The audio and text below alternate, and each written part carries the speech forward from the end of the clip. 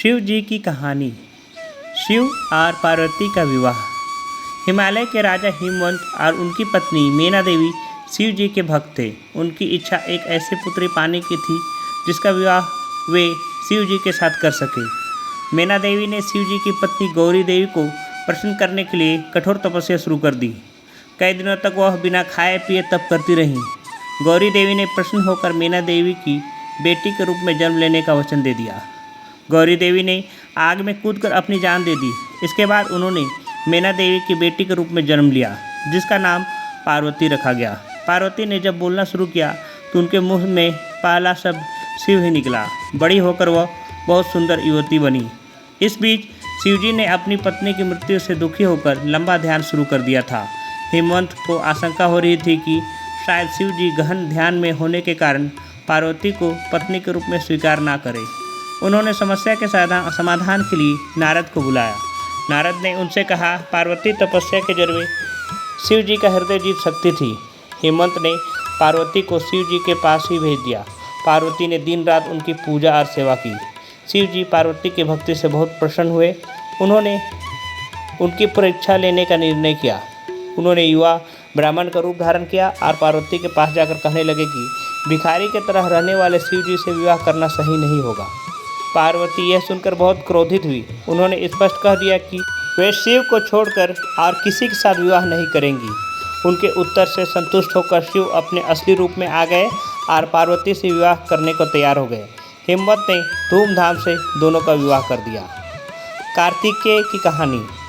देव के देव महादेव की कहानी एक बार की बात है। तारकासुर नामक एक असुर ने बड़ी कठोर तपस्या की। उसकी तपस्या से प्रसन्न होकर ब्रह्मा ने उसे वरदान दिया कि उसे सिर्फ शिव जी का पुत्र ही मार पाएगा।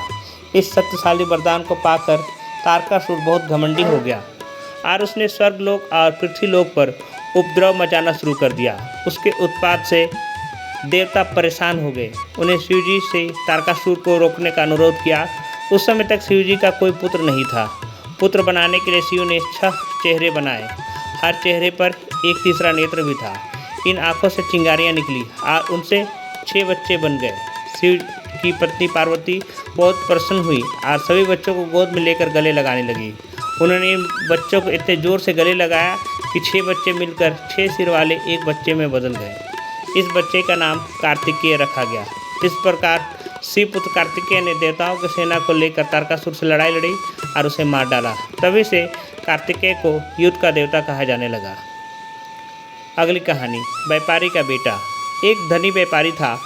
उसके मन में एक बेटे की चाहत थी। उसने शिव की पूजा की। शिव जी ने उसे पुत्र प्राप्ति का वरदान दिया, लेकिन यह भी कहा कि वह पुत्र केवल 12 वर्ष तक जीवित रह पाएगा। व्यापारी ने अधिक लगन से पूजा पाठ शुरू कर दिया। जब उसका बेटा 11 वर्ष का हुआ तो उसने धर्म की पढ़ाई के लिए काशी भेज दिया। रास्ते में लड़का राजधानी में रुका। वहाँ राजकुमारी का विवाह हो रहा था। दूल्हा काना था, लेकिन उसके पिता यह बात छुपाना चाहते थे।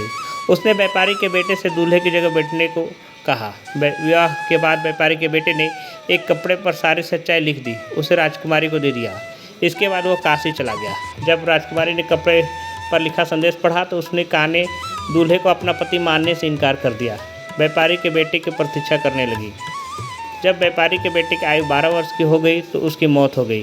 व्यापारी के पूजा पाठ और भक्ति से शिव जी प्रसन्न हो गए।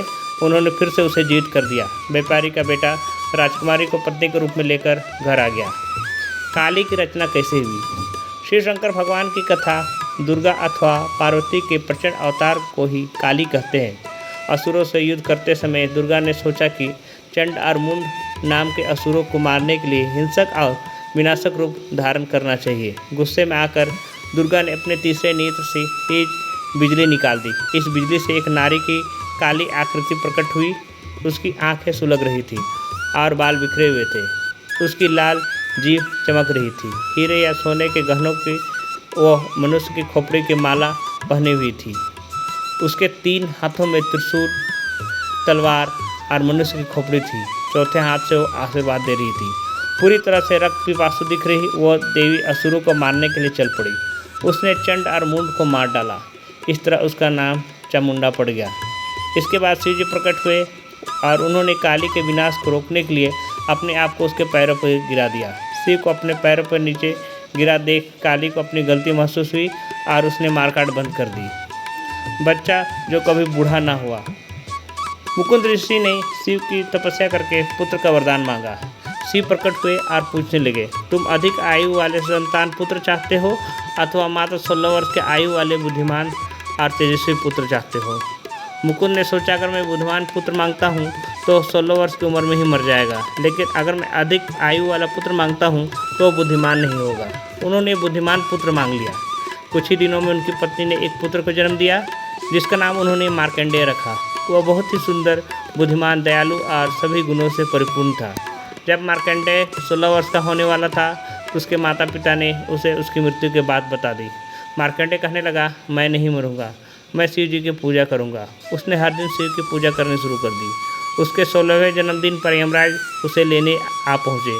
मार्कंडेय ने उनसे कहा, मुझे अपनी पूजा समाप्त कर लेने दो। यम नाराज हो गए और उन्होंने उसके ऊपर यम पाश फेंका। शिव प्रकट हो गए।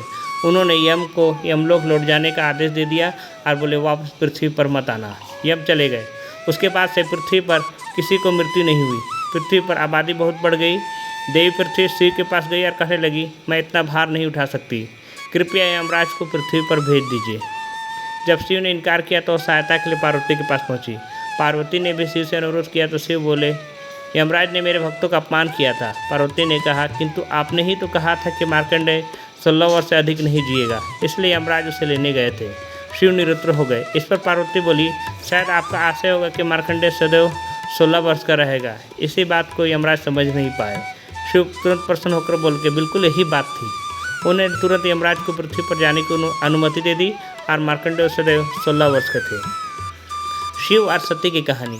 ब्रह्मा के बेटे दक्ष की सती नाम की बेटी थी जो शिव जी से प्रेम करती थी और उनसे विवाह करना चाहती थी। दक्ष अपने आप को शिव से बड़ा मानते थे, इसलिए उन्होंने सती की बात नहीं मानी। शिव और सती ने दक्ष की इच्छा के बिना ही विवाह कर लिया। एक दिन एक समारोह में शिव ने दक्ष के सामने खड़े होकर उन्हें प्रणाम नहीं किया। दक्ष ने बहुत अपमान महसूस किया। उन्होंने बदला लेने की ठान ली। दक्ष ने एक यज्ञ कराया और उसमें शिव को छोड़कर सारे देवताओं को आमंत्रित किया। सती को बहुत बुरा लगा। वह अपने पिता से मिलने पहुंच गई। दक्ष ने सबके सामने शिव का अपमान किया। सती यह सह नहीं पाई। उसने यज्ञ की आहुति में कूदकर अपनी जान दे दी।